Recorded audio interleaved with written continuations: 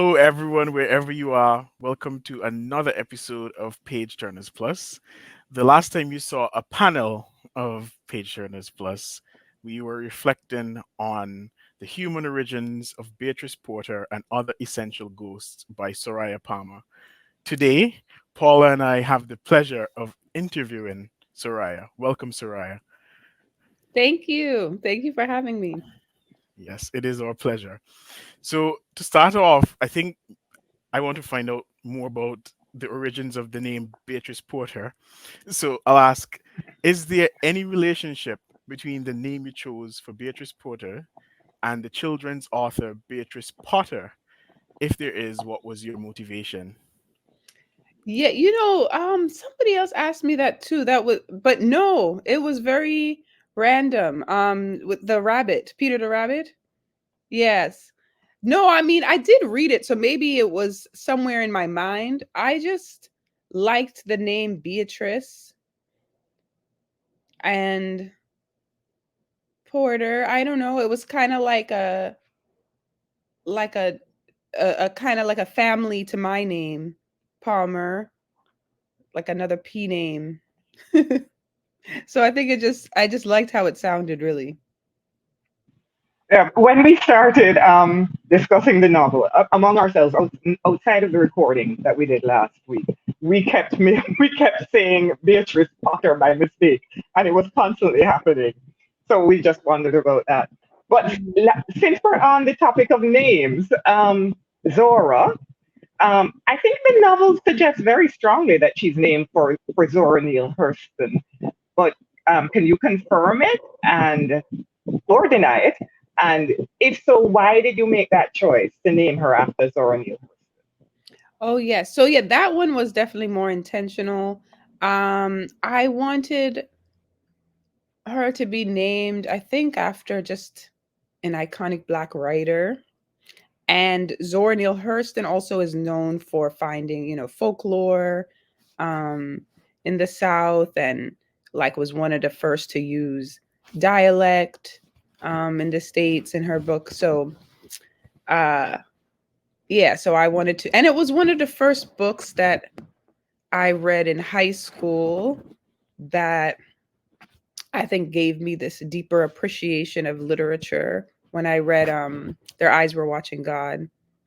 Um, that was my favorite book at the time, so it's still one of my favorites. So And yeah. Zora Neale Hurston incidentally also explored Caribbean folklore. Okay, I'll have to check that out. I didn't know that. But on the topic of folklore, um, you included Anansi, the Rolling Calf, Old Haig, and Mama Glow as characters in the story. Why did you include them, and why did you feel the need for Anansi to be represented as a woman? Well, I grew up in a house of writers and storytellers. Um, my mom also went to school for writing, and one of my great uncles wrote a lot of famous children's books in Jamaica, which I actually only found out about later. C. Everett Palmer, if you guys know him, and so I feel like there was a lot of like I don't know, story in our family, and my dad, both my parents would tell us stories a lot.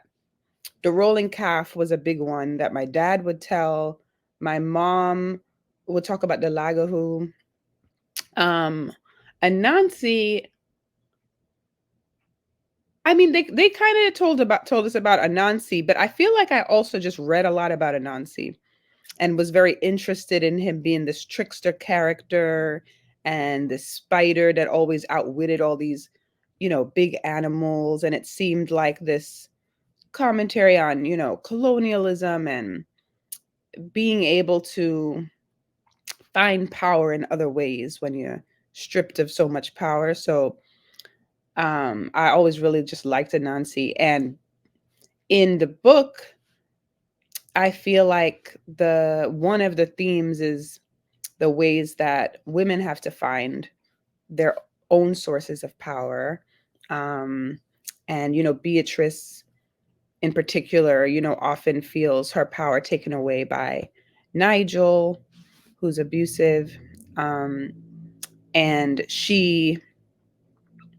but she has these other ways of fighting back, I think. And one of them is her stories. And so, in that sense, I just felt like, wow, I think it would be really fitting that Anansi is a woman. And there are so many variations of Anansi anyway. Like I think I read this children's book that was like Aunt Nancy, or an Aunt Nancy. Yeah. But it was like a Nancy that was like a woman.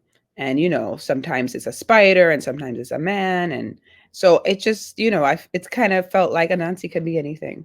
Um, you mentioned Beatrice being abused by Nigel. Generational trauma is one of the central concerns of the novel, and you pay particular attention to a legacy of violence in general, not just spousal abuse, but violence towards children as well in the novel. Why was this your focus? Um, well, I mean, I think I'm also a social worker, and so I've done a lot of work with community violence and gender-based violence. I used to work at a youth center, and we did a lot of stuff about learning about anti-violence. In that sense, it was because we were working with young people who might have been gang involved or involved in gun violence. And so it was kind of talking more about like uh, peer violence and community violence. But, I noticed that a lot of times people were engaged in dating violence, um, or had experienced abuse in various ways. So there was kind of a common thread there.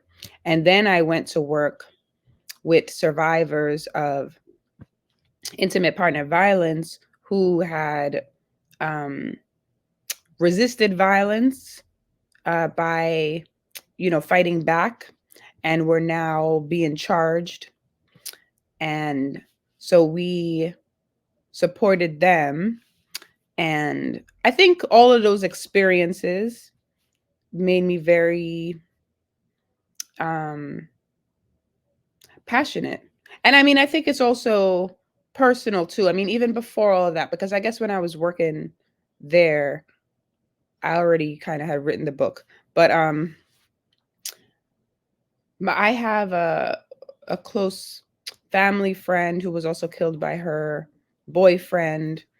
Um, that happened a long time ago, and that was probably one of the first things I would say that made me want to learn more about gender-based violence. So, yeah, I think it's something that so many women experience, and there's even higher rates for Black women. Um, and I know in the Caribbean, in Trinidad anyway, I know the rates have been really high as well. And I think it's still can be treated as just like this private issue that we shouldn't talk about. And I think that there should be more attention on it. Roger, give me a second because I'm intrigued by this.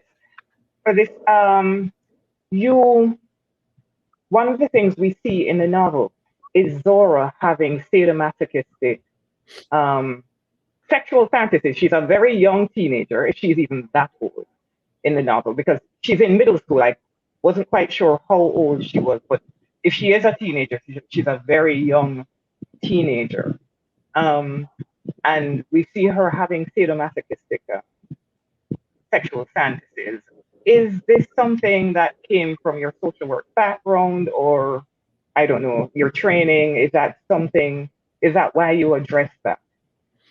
Um, yeah, I mean, I think I was thinking about how she might be internalizing some of the violence she's witnessing in her family, but in kind of subconscious ways. And um yeah, I mean, I think it's probably not a thing that she necessarily thinks about consciously. Um, but uh, yeah, I mean, I think that that is, and I don't, there is definitely a lot of cases of women who find it empowering or like a way to kind of like address the abuse or violence they experienced. I don't know that that's necessarily what Zora's doing because, again, I don't think she's really consciously thinking about it. But I guess there is often a correlation, you know, between the two.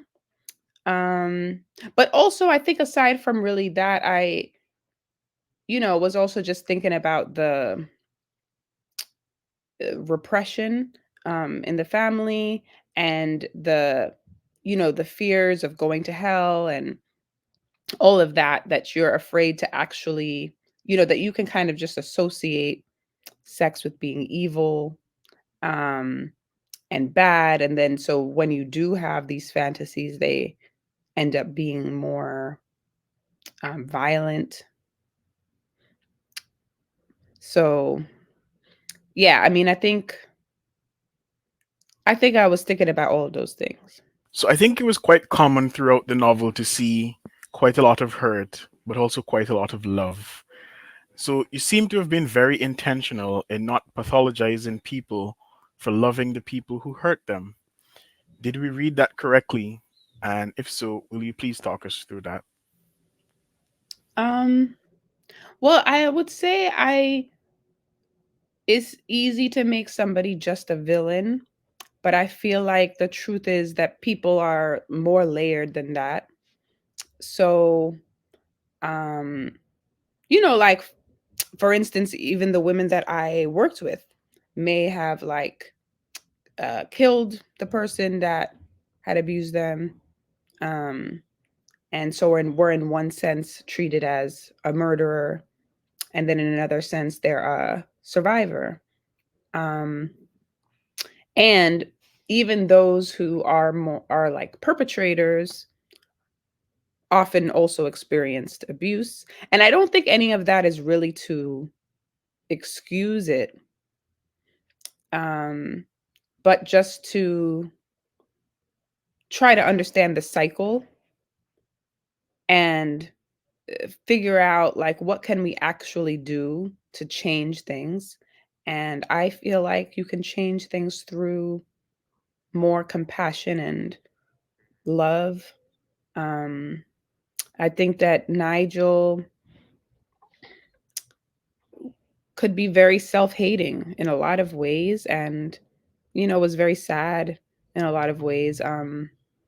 He felt like his father didn't love him, or that he didn't love him as much as his brother, and felt very like he wasn't enough of a man. And you know then also had a lot of hangups about his race, and felt like he had to get rid of his accent and all of these different things that I think beat down on him, that are real because of racism and all the systems that tell men that they have to be a certain way. um and I think all of those things are part of who Nigel became. And I think that, of course, I think that there's a long road to healing and recovery, and it's not that easy, but I do think that it's possible. Just to follow up on that, because Nigel came across as a very complex and perplexing character. He was hurt as a child, very clearly, and faced many difficulties. He had a sort of strange relationship with Beatrice, and it almost, in a stereotypical way, gave the terrible father vibe with Nigel, and then you contrast it with his family with Adelise, and it almost seemed like he was the perfect father for that family. And I mean, I suppose I could mention that was the white wife or the white lady. So what were your thoughts in creating that sort of narrative where with the black wife he's a terrible father, with the white wife he's a better father? Hmm. Yes. Yes, it's interesting because the only people who ask me about that are my black readers, which I love. Um, I mean, I love that my black readers ask me about it because it is really important because we often see so many portrayals of black men choosing white women over black women, um, and it's very hurtful. Um, and I think it was two things. I think it wasn't only because she was a white woman. I think Beatrice also challenged him in ways that Adelise didn't, and he wasn't ready to handle it. I also think that he didn't realize how much he messed up until it was too late. And I think, sometimes there's that thing where you were with somebody for years and you kept trying to get them to get their act together and they wouldn't. And then all of a sudden you see them doing it with somebody else. Um, And I think it doesn't necessarily mean that it's because they didn't love you as much, but maybe losing you was the thing that made them realize they needed to change. And they just weren't ready at that time. And I also think, in terms of race, that um, there are, Black men that have a lot of internalized racism, and Nigel definitely did and can subconsciously or consciously take it out on Black women. Um, and I do think that might be, at least part of the reason why they are often higher rates of IPV, um, for in for Black women. And I think that sometimes we internalize the messages that are out there about Black women, I don't know, being too difficult, being too much, you know, and just feeling like white women are easier, maybe more beautiful, whatever. More of like a status symbol or something. Like I think those things are definitely real. We don't always want to say that they are, but I think they do also happen.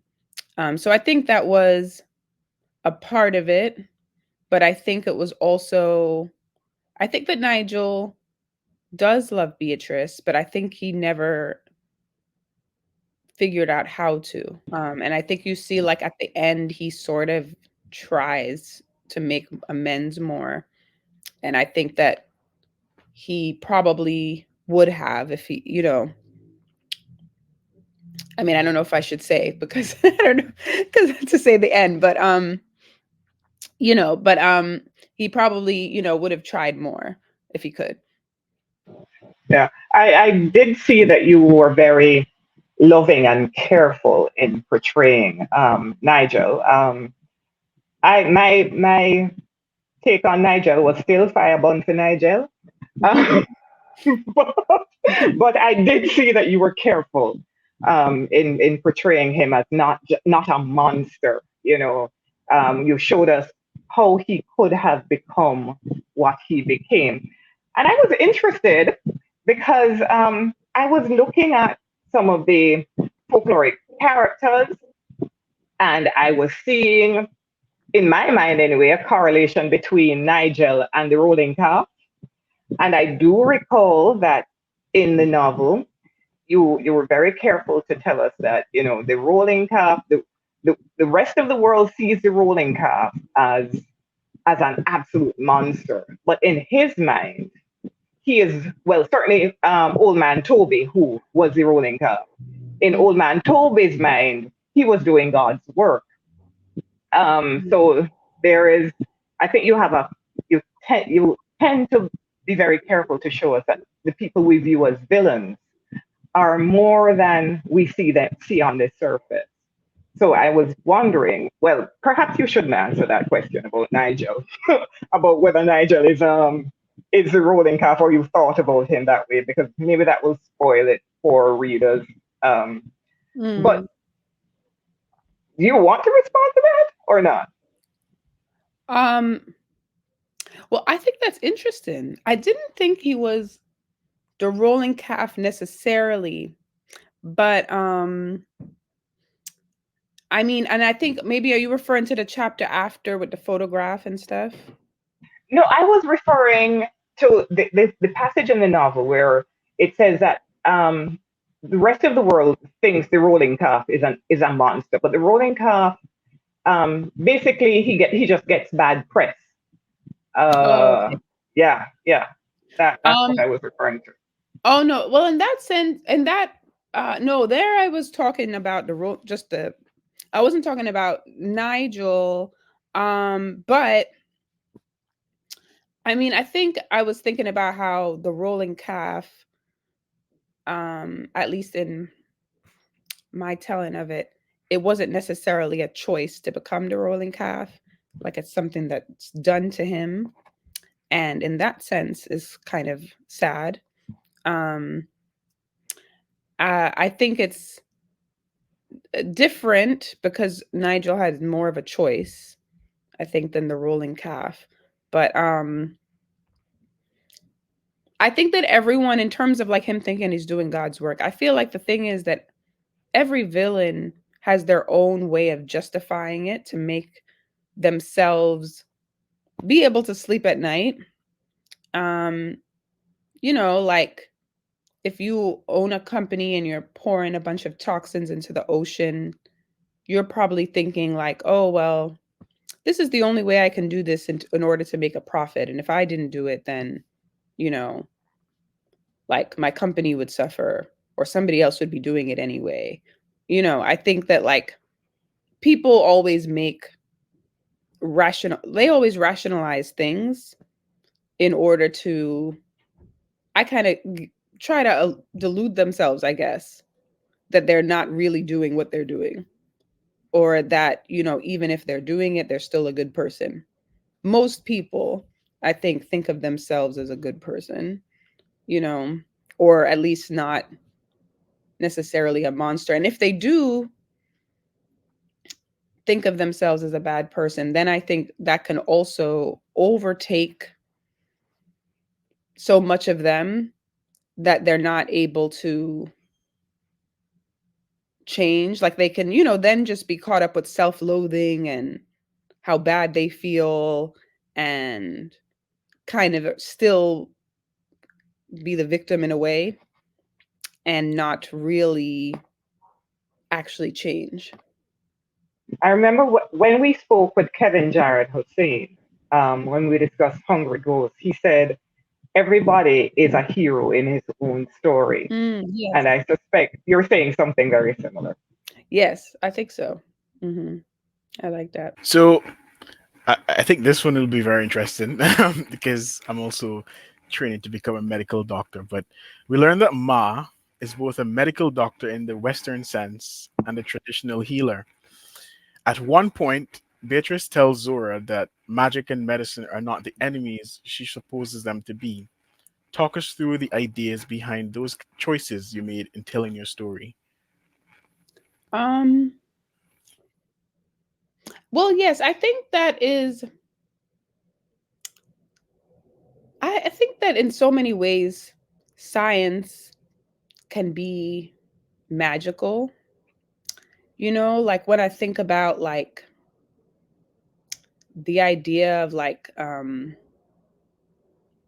us being on a planet us being on a planet where there was nothing, and then there's like cells and being created into amoebas and being turning into animals and turning into people, and like that's magical.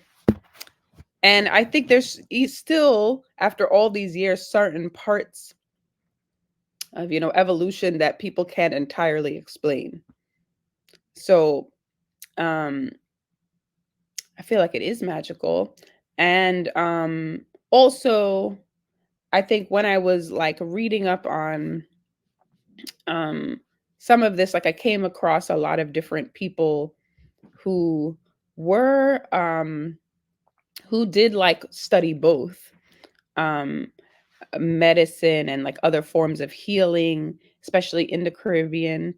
um it seemed like there were people who did that. I mean, I was always interested when I was in when I had spent some time in Trinidad some years ago, um, that there was so much integrating of like African traditions in religion too, into like Christianity with like Shango Baptists and stuff. Um, I feel like, I mean, I guess we do have some of that here, but I don't see it quite as much. I think maybe more in the South, but I don't. I was very interested in in the ways that people still hold on to their own traditions, and um, you know, and also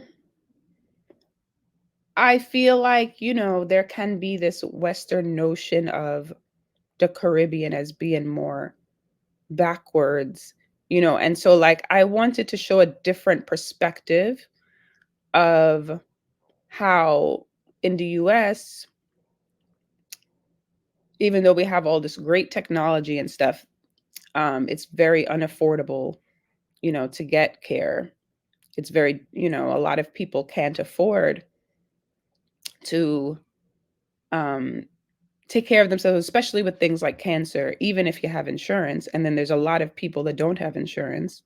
Um, and, you know, it's just like it's a whole mess that I feel like is worse in the US than most places. Um, And I do think, there are now, and even in the States, more people who are trying to learn about other forms of healing in addition to Western medicine. I think it's becoming more common.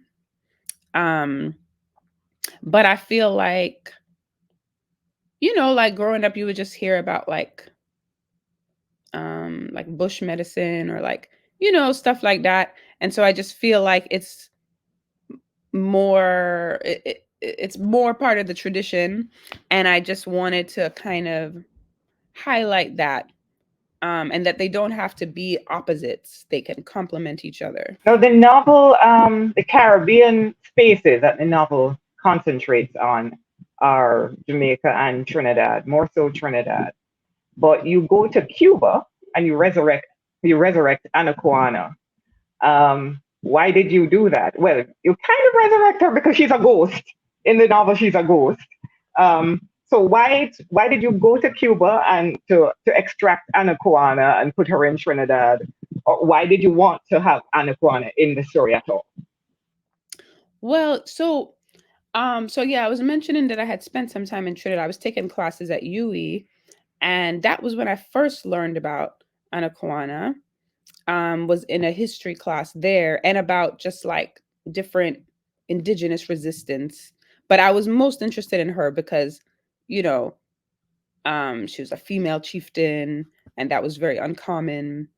Um, and while she was in a different island, it also seemed like, from what I was learning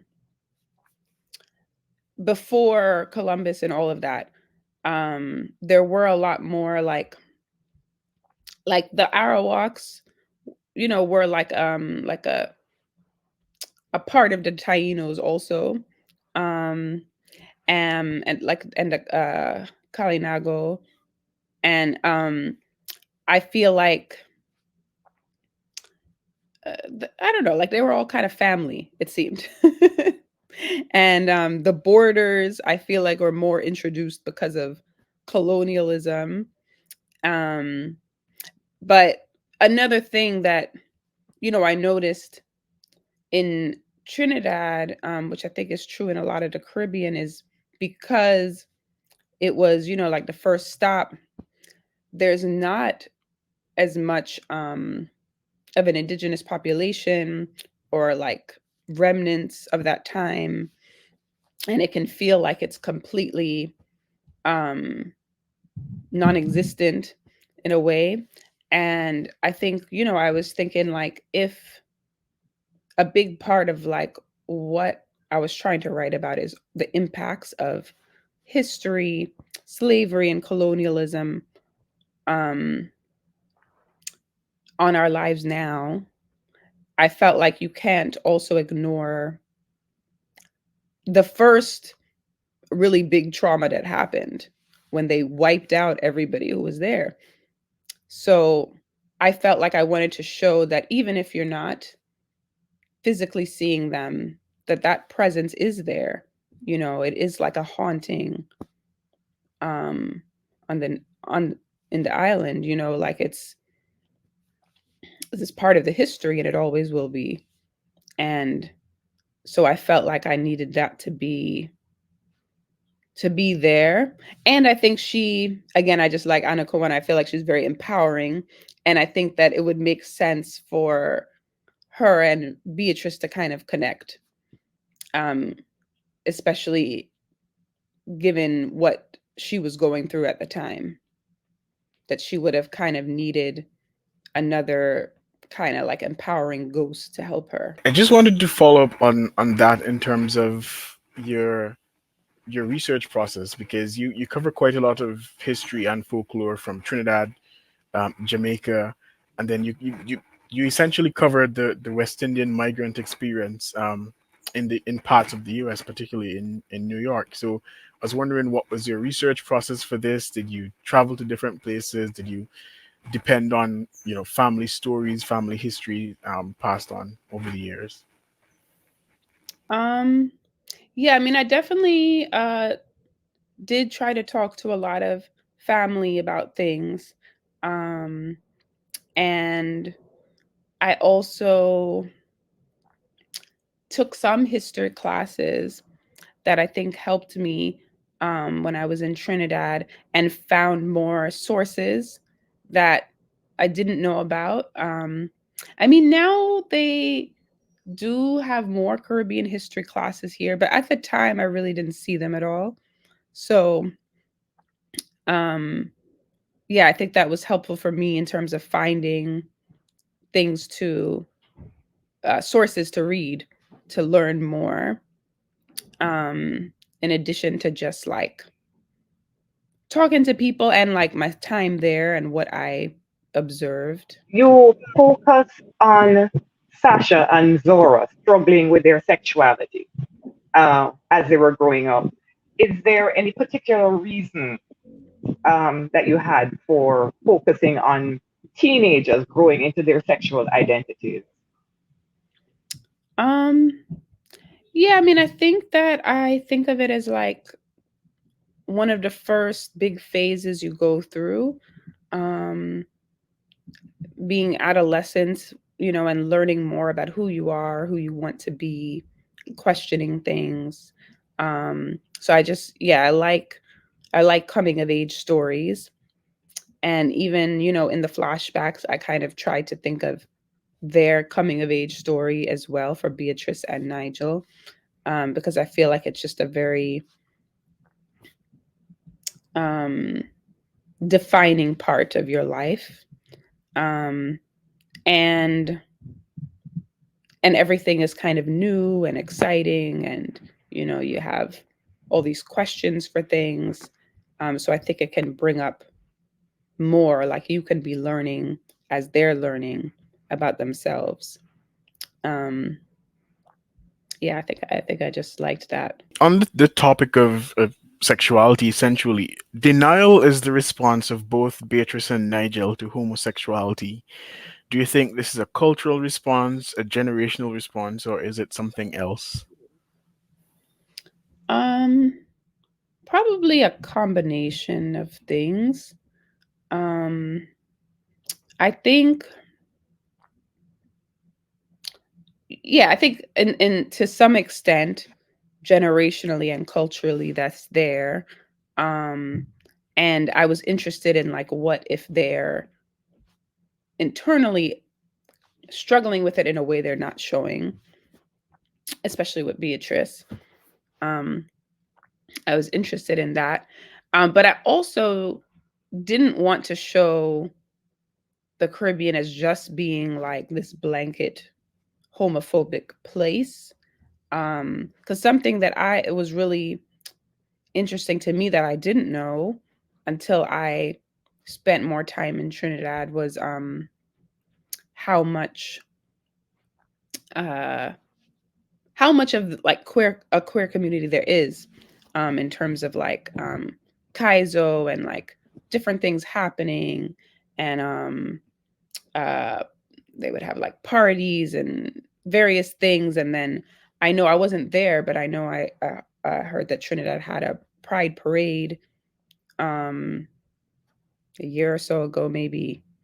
um and so I think at least in the States there's definitely a perception, I think mainly probably because of Jamaica, that all the Caribbean is the same.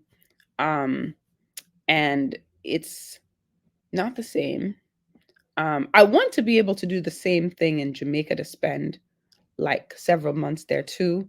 I haven't gotten to do that yet because I'm sure I'll find contradictions there too, but I um haven't gotten the opportunity yet. But it was nice, I think, to be able to see that I was seeing things amongst people in my generation that were different from like my mom's generation. Like I know when she read the book, she's like, I don't think they had so many gay people in Trinidad. And I'm like, but how would you know? Because they probably wouldn't have told you. So, um, I don't know. So yeah, I wanted to show all of that um variance. Well, we are evolving like everywhere else in the world. I mean, you Yeah. know, I think probably in the Caribbean, just from my observation, which of course is not scientific, in Trinidad and Barbados, I think the societies are much more relaxed and accepting of queerness Mm-hmm. than in other parts of the English speaking Caribbean. I think they are progressing faster Mm-hmm. than most other parts of the English speaking Caribbean. But we're Okay. growing. We're growing. Yeah. Even in Jamaica, we are growing. Mm-hmm. There's a young people in Jamaica. Again, it's not scientific, but from my observation, just don't understand what the fuss is about. Mm-hmm. So like the rest of the world, we're learning. Um, but let's go on to talk about death, which is a very important theme in the novel. Mm-hmm. Um, we witness how Beatrice and her family respond to the fact that she is dying, and but we've already said that Anaquana is a ghost. Is there anything in particular about our relationship with death that you wanted to explore in the novel? Um, yeah, that's a good question. I think somehow early on it just came to me that something was going to happen with Beatrice. Um, I think when I first started writing it, and then I think I was kind of discovering what it was as I kept writing.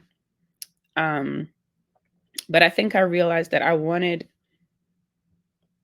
especially as it's like a book about folklore and magic, I didn't want it to just be a person dies and they're gone, but like, you know, um how can we complicate that more? Um because of course there's a way that it always can feel like people are still with us and like they leave their imprints on us. Um and I mean a lot of people will say, when a loved one just dies, they feel like they see them or like hear them or things like that. Um, you could say it's like the grief itself is a ghost. Um, or you could think of it literally, that they are ghosts. But I think, yeah, I kind of wanted to explore all those different things, like as I mentioned, the history and the trauma also being like hauntings for people. Um, and yeah, what that can do to a family, I guess, having to go through something like that. So I think this will be our final question because we're almost out of time. But from the very first chapter in the novel, Anansi invites the reader to participate in inventing the narrative. She tells us to pretend we can decide how the story will end. Later on, she tells us that she will not disclose Beatrice's impure thoughts, but invites us to insert what we imagine the impure thoughts are in a box set out on the page for that purpose. Apart from the playfulness of the invitation, the second one in particular, is there something more urgent in your invitation to readers? Are you perhaps encouraging us to reclaim the storytelling tradition? And Nancy does, after all, ask us in the very first chapter to save her life. Hmm. Mhm. Um, yes, I think I am very interested in that. Um, in how, like, somehow writing things down can make them more permanent, right? Like reading something in a textbook can be seen as fact, even though those facts change over time as people learn more things. Like we didn't know that there were slave rebellions many years ago, and now we do. And so those things wouldn't have been in textbooks. Um, and well, of course, in the States now, things are also being taken out of textbooks anyway, but that's another story. Um, but I think that, yeah, I think that I'm interested in thinking about how stories are also a part of history. Like, we, like, you can tell different kind of mythology stories as, like, creation myths, and myths about why things are the way they are. And I think they're more than just entertainment. um I think that they're used to send very powerful messages a lot of the time. And and I think because it's oral, it is something that has to be, you have to keep passing it down, or else it will get erased. And you know I have sometimes, when I'm working with students, and I have, like, a Jamaican in the class, and I'll ask her, "Oh, so did you grow up hearing about the rolling calf?" And she'll be like, "I don't know what that is." And I'm like, "What do you mean?" So, yeah, I do think that it has to be um kept alive. I think, um in families and, you know, schools, that would be great too. Um yeah, I think I once read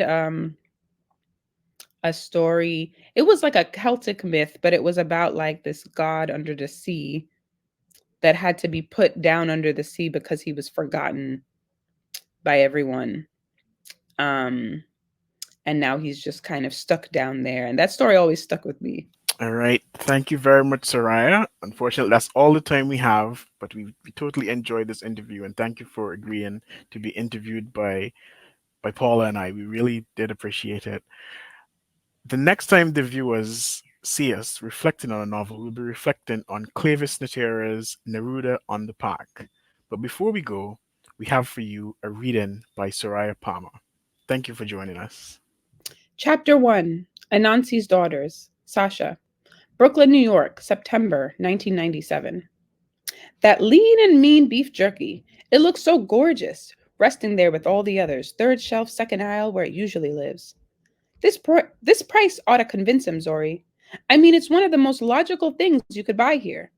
Do you know how many people 12 ounces of beef jerky could feed? But Zora just rolls her eyes because we already tried this routine 3 times, and if it didn't work the last 3 times, it wasn't going to work now. For Christ's sakes, Mom made me eat red beans with my pasta again yesterday, I continue. I mean, she's obviously depressed because she's had way too much time on her hands to be getting this creative with the dinners.